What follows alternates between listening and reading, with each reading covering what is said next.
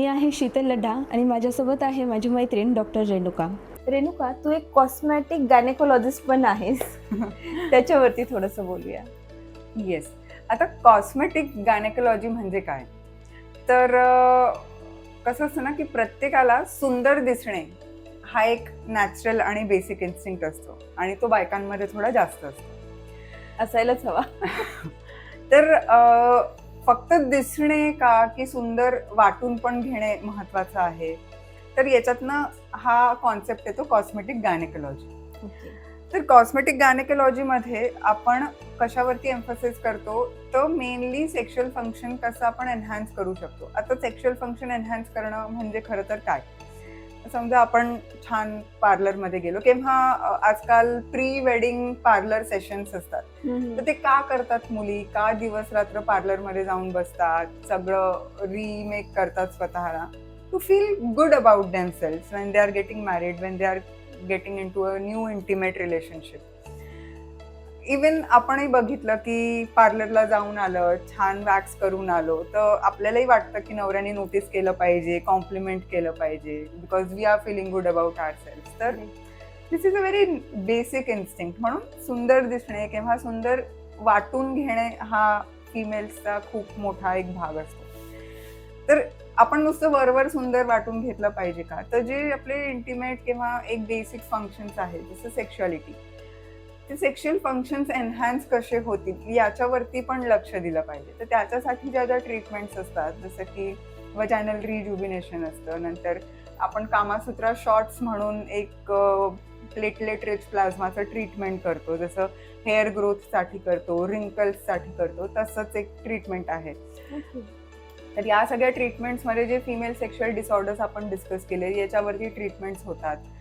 Plus आता कसं आहे, डिलिव्हरी नंतर किंवा एका वयाच्या विशिष्ट स्टेजवरती आपल्याला वाटतं की आपणही वापस युथफुल दिसलं पाहिजे. त्याच्यामुळे आपण प्रयत्न करतो स्किन वरती काही करण्याचा, सुंदर कसं दिसू त्याच्यासाठी. जर थ्रेड्स करतो किंवा रिंकल्सचं ट्रीटमेंट करतो किंवा वेगळ्या वेगळ्या प्रकारचे मेडिफेशियल्स असतात ते करतो. किंवा बरेचदा असं वाटतं की आपलं टोन गेला आहे बॉडीचा, खूप जास्त फॅट झालंय, तर आपल्याला फॅट म्हणजे लायपोसक्शन करावं का किंवा बॉडी स्कल्प्टिंग करावं का, पोट खूप सुटलंय तर व्यायाम करूनही कमी होत नाहीये, तर टमी टक ऑपरेशन्स असतात ज्याच्यामध्ये आपण एक्स्ट्रा फॅट काढून ती चरबी काढून टाकतो आणि पोटाचा एक चांगला शेप बनवतो. नंतर कधी कधी ब्रेस्ट खूप लूज पडलेले वाटतात, सॅगिंग झालेले वाटतात, तर त्याला फिक्स कसं करायचं, त्याला फर्म कसं करायचं, किंवा ब्रेस्ट ऑगमेंटेशन, किंवा काही काही मुलींना काखेत गाठ आहे असं वाटतं तर तिथे ॲक्झिलरी ब्रेस्ट असतं तर ते काढण्याच्या सर्जरीज.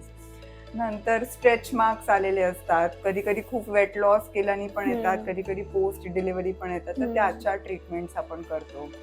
प्लस आता laser hair reduction is a very common thing, पण बरेचदा असं होतं की बिकिनी लेझर हेअर रिडक्शन थोडं कठीण जातं करायला, तर आपण स्पेसिफिकली फोकस करतो फुल बॉडी सोबत बिकिनी लेझर पण आपण कसं छान करून देऊ शकतो त्याच्याबद्दल.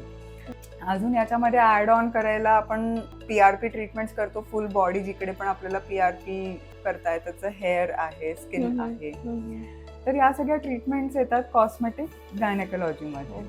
त्याच्यामध्ये आपण लेझर वजायनल टायटनिंग करतो, ज्याला लेझर वजायनल रिज्युबिनेशन असं पण म्हणतात. तर याच्यामध्ये जी खाली लूज झालेली जागा आहे असं वाटतं डिलिव्हरी नंतर किंवा मेनोपॉझल एज ग्रुपमध्ये, तर ती फर्म होते. तर आता खालची जागा जर फर्म झाली तर तुमचं सेक्शुअल प्लेजर तुमचं आणि तुमच्या पार्टनरचं ते एनहान्स होऊ शकतं. किंवा जे युरिन लीकचा आपण विषय डिस्कस केला, तर त्याला पण या लेझर वजायनल रिज्युबिनेशनमुळे तेवढाच फायदा होतो. तर एका ट्रीटमेंटचे मल्टिपल फायदे आहेत. तर आणि अशा आपल्याकडे भरपूर ट्रीटमेंट्स आहेत ज्या एका ट्रीटमेंटमध्ये आपण मल्टिपल गोष्टींना ॲड्रेस करू शकतो. तर या सगळ्या ज्या ट्रीटमेंट मोडॅलिटीज आहेत त्या येतात under the umbrella of cosmetic gynaecology. Urinary bladder, urethra, uterus आणि मागचं रेक्टम, हे तिघही कसे एकमेकांना खूप जवळ घेऊन चालतात. तसंच कॉस्मेटिक गायनेकोलॉजी, यूरो गायनेकोलॉजी आणि सेक्शुअल मेडिसिन, आपण या 3 गोष्टींना डिफरन्शिएट नाही करू शकत, कारण त्या इतक्या एकमेकांशी निगडीत आहेत आणि इतक्या एकमेकांशी त्यांचा इंटिमसी आहे की that intimacy cannot be broken or differentiated. So the things go hand in hand. Correct. Renuka, मी तर आले होते तुझा मागचा व्हिडिओ पाहून पॅरा इला ह्या कॉन्सेप्ट विषयी तुला विचारण्यासाठी. पण आत्ता एवढा जो आपला चर्चा झालेली आहे ते पाहून असं वाटतंय की अजून बरेच प्रश्न अनअन्सर्ड राहिलेले आहेत. तर असं वाटतंय की ह्या सिरीजला अजून कंटिन्यू करायला पाहिजे. आणि दर्शक हो, तुम्हालाही हा व्हिडिओ आवडला असेल तर नक्कीच या चॅनलला तुम्ही सबस्क्राईब करा. खाली व्हॉट्सअप नंबर दिलेला आहे, त्याच्यावरती तुम्ही आम्हाला कॉन्टॅक्ट करा आणि तुमच्या प्रश्नांची उत्तरं जाणून घ्या. आणि आम्हाला सोशल मीडियावरती फॉलो करायला नक्कीच विसरू नका. नमस्ते.